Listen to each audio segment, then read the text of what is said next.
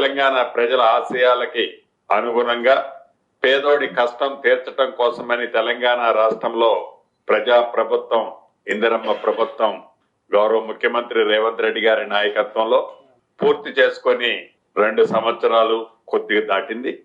అన్నమాట ప్రకారం ధరణిని బంగాళాఖాతంలో వేయటమే కాకుండా దేశంలో ఒక అద్భుతమైన భూభారతి చట్టాన్ని రైతన్నలకు చుట్టంగా ఉండే విధంగా అధునాతన సౌకర్యాలతో చట్టం ప్రతి సామాన్యుడికి, కష్టంలో ఉండేవాడికి ఉపయోగపడే విధంగా చట్టాన్ని తేవటమే కాకుండా ఆ చట్టాన్ని నియమ నిబంధనలు కూడా 90 రోజుల్లో ఏర్పాటు చేసుకొని ఆ నియమ నిబంధనలతో పాటు గౌరవ ముఖ్యమంత్రి రేవంత్ రెడ్డి గారి చేతుల మీదుగా తెలంగాణలో భూములున్న ఆసాములకి అంకితం చేసి ఆ చట్టంలో పేర్కొనబడిన విధంగా అనేక అంశాలను ఏవైతే ప్రక్షాళన చేసి ఆ ప్రక్షాళన చేసిన వాటితో పాటు ప్రజల సౌకర్యార్థం ఏవైతే చేస్తానన్నామో ప్రతి మనిషికి ఆధార్ ఎలా ఉందో భూదారు ప్రతి ఎకరాకి రైతన్నకి ఇస్తామని చెప్పిన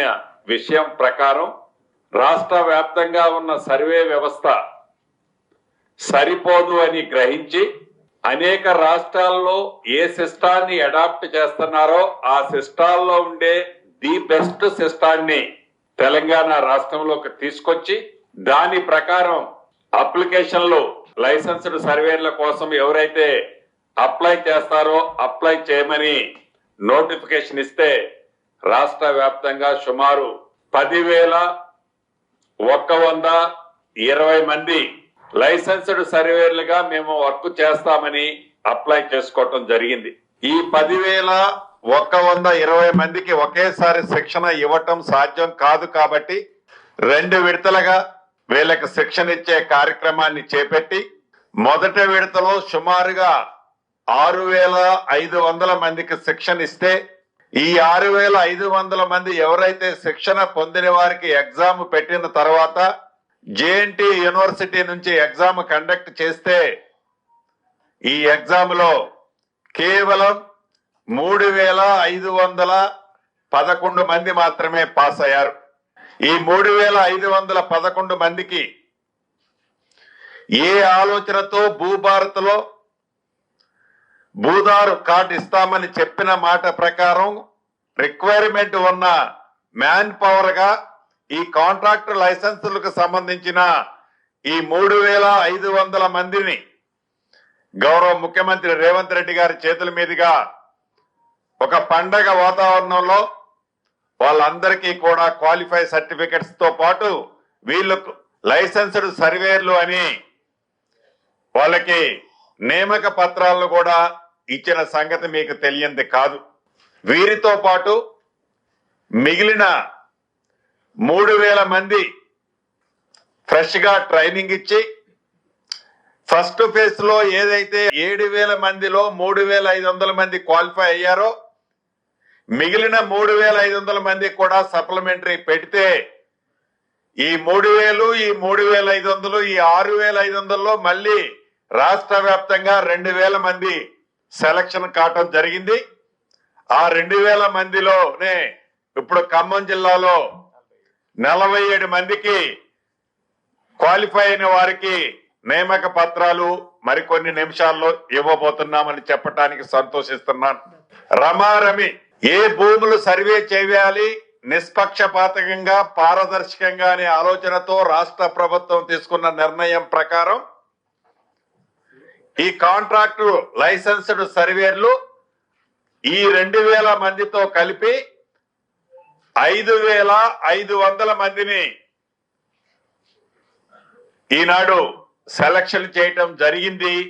ఈ 5,500 మంది రాష్ట్రంలోని అన్ని మండలాలకి ఆడున్న భూమి ఆధారంగా వీరిని ఆ జిల్లాలకి అలొకేషన్ ఇవ్వటం కూడా జరిగింది. ఈ రోజు ఇచ్చే ఈ 2,000 మందితో ఇక్కడ ఖమ్మం జిల్లాలో ఇప్పుడు ఇస్తున్నాం.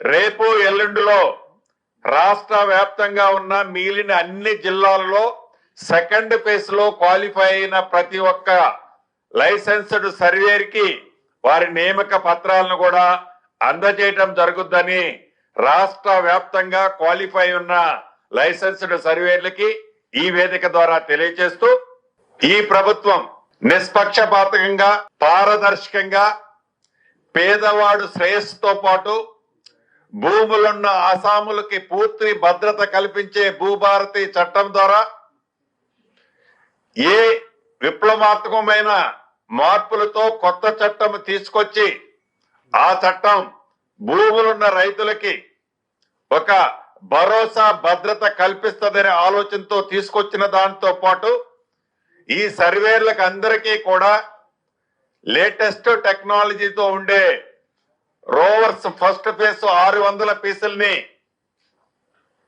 కొనటం జరిగింది. నాకు తెలిసి ఈ రాబోయే కపుల్ ఆఫ్ డేస్ లో ఇప్పటికే కొన్ని జిల్లాలకు డిస్ట్రిబ్యూషన్ చేశాం.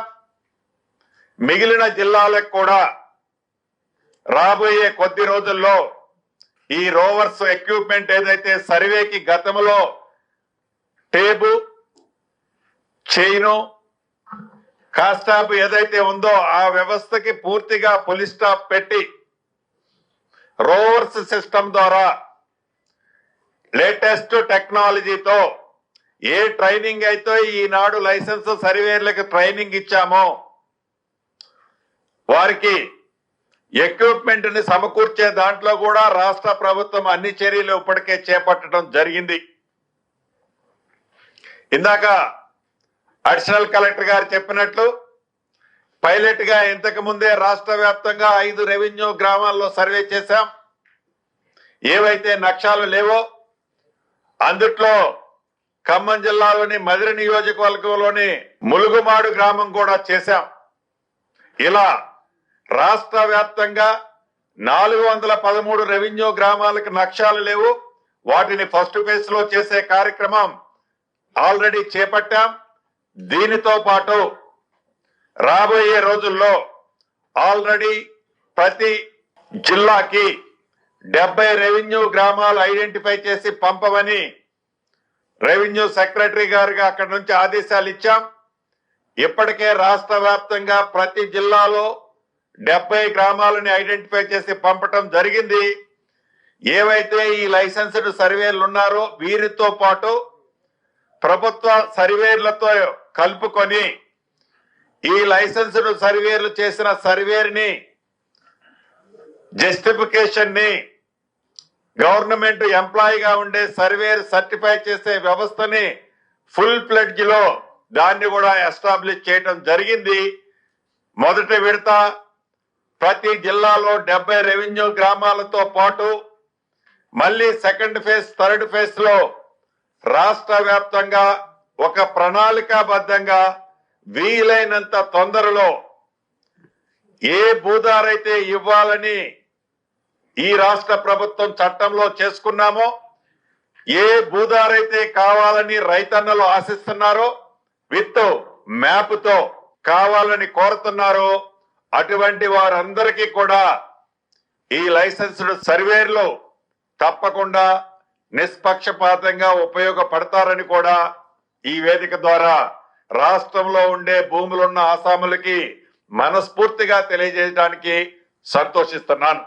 మీకు తెలియంది కాదు, ఆనాటి ప్రభుత్వంలో ధరణిలో జరిగిన అనేక అవకతవకలు అసెంబ్లీ సాక్షిగా ప్రతిపక్షాలు అడిగిన సందర్భంగా ఫోరెన్సిక్ ఆడిట్ చేస్తామని ఈ ప్రభుత్వం అసెంబ్లీ సాక్షిగా మేము ప్రకటించిన మాట ప్రకారం పైలట్ గా కేంద్ర ప్రభుత్వ అనుబంధ సంస్థ అయిన ఒక కేరళ సంస్థకి ఈ ఫోరెన్సిక్ ఆడిట్ చేసే కార్యక్రమాన్ని ఆల్రెడీ ఇచ్చాం. పైలట్ మోడల్లో ఫస్ట్ సిరిసిల్ల సిద్దిపేట 2 జిల్లాలు ఇచ్చాం. దానికి సంబంధించిన ఆల్మోస్ట్ రిపోర్టు ఆ సంస్థ ఇప్పటికే రాష్ట్ర ప్రభుత్వానికి హ్యాండ్ ఓవర్ చేయడం జరిగింది. దాన్ని వెట్టింగ్ చేస్తున్నాం. దాన్ని పూర్తిగా పరిశీలించిన తర్వాత అదే మోడల్లో రాష్ట్రంలోని మిగిలిన 31 జిల్లాల్లో ఫోరెన్సిక్ ఆడిట్ చేసే కార్యక్రమాన్ని ఆనాటి ధరణిలో జరిగిన అవకతవకలను కూడా ఈ ప్రభుత్వం నిష్పక్షపాతంగా బయటికి తీసే కార్యక్రమాన్ని చేపడుతున్నాం.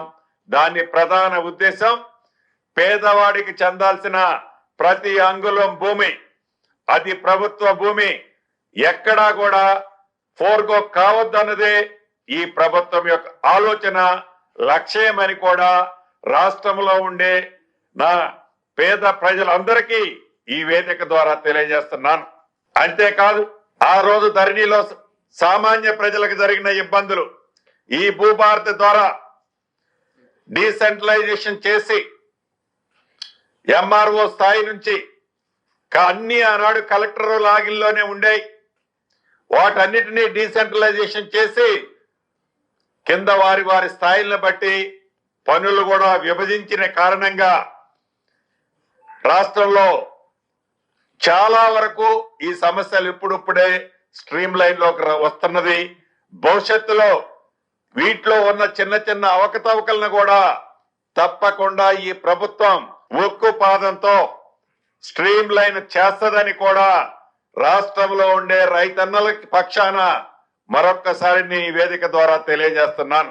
అంతేకాదు, ఈ మధ్య చూసాం, ఏదైతే అగ్రికల్చరల్ ల్యాండ్ కి సంబంధించిన రిజిస్ట్రేషన్స్ లో అవకతవకలు జరిగాయని, ఈ అవకతవకలు భూభారతి వచ్చిన తర్వాతనే ఆ రిజిస్ట్రేషన్ ఫీజులో ఫ్రాడ్ జరిగిందని ప్రతిపక్షంలోని కొంతమంది ముఖ్యులు అనేక వేదికల మీద అవాక్కులు చవాక్కులు పేలారు. ఒక శాసనసభ్యుడు, ప్రతిపక్షంలో ఉండే శాసనసభ్యుడు అంటాడు 1000 కోట్లు ఫ్రాడ్ జరిగింది అంటాడు. ఇంకొక మాజీ మంత్రి అంటాడు 1000 కోట్లు కాదు 1500 కోట్లు ఫ్రాడ్ జరిగింది అంటాడు. ఇంకొక మాజీ మంత్రి భూములే భూభారతిలో మొత్తం కూడా గోల్మాల్ అయ్యాయని చెప్తాడు. నిన్న ఏదైతే ఒక ప్రత్యేకమైన కమిటీ నేసాము ఎక్స్పర్ట్స్ తో, నిన్ననే దాని మీద రివ్యూ చేశాను. రివ్యూ చేసిన తర్వాత ఏవైతే అవకతవకలు జరిగాయని అంటున్నారో దానికి ప్రధానమైన సూత్రధారులు, పాత్రధారులు ఆనాడు ధరణిలో ఉండే లొసుగులే అనేది స్పష్టంగా తెలియటం జరిగింది. అది కూడా ఆనాటి ప్రభుత్వంలోనే మేజర్ డబ్బులు జరిగింది. అది కూడా సుమారు వారన్నట్టు 1000 కోట్లో 1500 కోట్లో కాదు, నాకు తెలిసినంత వరకు, నా దగ్గర ఉన్న లెక్క వరకు 3,90,00,000 రూపాయలు. వాటిని కూడా అన్ని జిల్లాల్లో ఎక్కడైతే తప్పు జరిగిందో వాటి FIR కేసులు రిజిస్టర్ చేశాం. వాళ్ళ మీద ఆల్రెడీ అరెస్ట్ చేశాం. మీ సేవ నడిపే వాళ్ళని. అటువంటి కూడా భవిష్యత్తులో ఎక్కడైతే లొసుగులు ఉన్నాయో ఆ లొసుగులు అన్నిటినీ పూర్తిగా కాంక్రీట్ తో వాటిని భూస్థాపితం చేసే కార్యక్రమాన్ని కూడా చేపట్టాం. వాటిని పర్ఫెక్ట్ గా చిన్న పొరపాటు జరగకుండా ఉండే విధంగా కూడా ఇప్పటికే చర్యలు చేపట్టి ఏవైతే ఈ సిద్దిపేట, సిరిసిల్ల రిపోర్ట్లతో పాటు రాష్ట్రంలో ఉండే మిగిలిన 31 జిల్లాలకు సంబంధించిన అన్ని కూడా ఇన్వెస్టిగేషన్ చేసిన దాన్ని ఏ కమిటీని అయితే నిర్ణయించామో ఆ కమిటీకి ఈ 33 జిల్లాలకు సంబంధించిన టోటల్ రికార్డులు కూడా వారి ద్వారా పూర్తిగా వెట్టింగ్ చేయాలన్నది ఈ ప్రభుత్వం, గౌరవ ముఖ్యమంత్రి గారు, గౌరవ మంత్రుల అందరి ఆలోచనలకు అనుగుణంగా ఈ ప్రభుత్వం ఆ నిర్ణయం కూడా తీసుకున్నదని చెప్పటానికి రాష్ట్ర ప్రభుత్వ పక్షాన మీ అందరికీ తెలియజేయడానికి సంతోషిస్తున్నాను. అంటే ఇదంతా నేను చెప్పడానికి ప్రధానమైనది ఒక్కటే, ఈ ప్రభుత్వం యొక్క చిత్తశుద్ధి, ఈ ప్రభుత్వం యొక్క పారదర్శకత, ఈ ప్రభుత్వము పేదవాళ్ల పట్ల, భూములున్న ఆసాముల పట్ల ఉండే పాజిటివ్నెస్, సమస్యలను మినిమైజ్ చేయాలనే తపన అన్నది ప్రధానంగా మీరందరూ గమనించాలని ఈనాడు ప్రతిపక్షంలో ఉన్న నాయకులు కూడా ఏవైతే వారు అధికారం ఎలగబెట్టే నాడు వారు అధికారం ఉంది అనే మదంతో చేసిన అనేక తప్పులని గురిగింజ కిందున్న నలుపులాగా అది మర్చిపోయి ఎంతసేపటి వరకు ఈనాడు అధికారంలో ఉన్న పార్టీ మీద గుడ్డ కాల్చి మేదేసి ఆ సునకానందం పొందేది చూస్తుంటేనే నాకు నవ్వొస్తుంది. ఇప్పటికైనా వారు జ్ఞానోదయం పొంది ఈ ప్రభుత్వం యొక్క చిత్తశుద్ధిని మీరు మనస్ఫూర్తిగా అంగీకరించలేకపోయినా, మేము చేయలేకపోయామనే బాధపడటం మీరు తగ్గించుకోవాలని సూచన చేస్తూ, నిన్న సాయంత్రం ఏదైతే హైదరాబాద్ నాంపల్లిలో ఒక దురదృష్టకరమైన సంఘటన జరిగింది. ఒక ఫర్నిచర్ షాప్ లో అగ్ని ప్రమాద కారణంగా 2 పిల్లలు 3 పెద్దలు ఆ అగ్ని ప్రమాదంలో చనిపోయినట్టు కొన్ని గంటల ముందు నా దృష్టికి వచ్చింది. గౌరవ ముఖ్యమంత్రి గారు కూడా విదేశాల్లో ఉన్న కారణంగా వారు కూడా నాతో ఫోన్లో మాట్లాడారు. వారి కుటుంబానికి ఈ రాష్ట్ర ప్రభుత్వ పక్షాన, నా పక్షాన ప్రగాఢ సానుభూతిని తెలియజేస్తూ, ఆ కుటుంబానికి గౌరవ ముఖ్యమంత్రి గారి సూచనల మేరకు ప్రతి వ్యక్తికి 5 లక్షల రూపాయలు ఆర్థిక సాయం చేసే కార్యక్రమాన్ని కూడా ఈ వేదిక ద్వారా ఆ కుటుంబ సభ్యులకి తెలియజేసుకుంటూ, మనస్ఫూర్తిగా ఆ కుటుంబానికి ప్రగాఢ సానుభూతిని తెలియజేస్తూ, ఏవైతే ఇటువంటి అగ్ని ప్రమాదాలు జరిగే దాంట్లో గతంలో జరిగిన వాటిని దృష్టిలో పెట్టుకొని, నిన్న జరిగిన ఇన్సిడెంట్ ని దృష్టిలో పెట్టుకొని, భవిష్యత్తులో వీటిని ఈ ప్రభుత్వం ఎలా అరికట్టాలి అన్నది తప్పకుండా చర్యలు చేపడతని కూడా రాష్ట్ర ప్రజలకి ఈ వేదిక ద్వారా తెలుపుతూ మీ అందరి దగ్గర సెలవు తీసుకుంటున్నాను.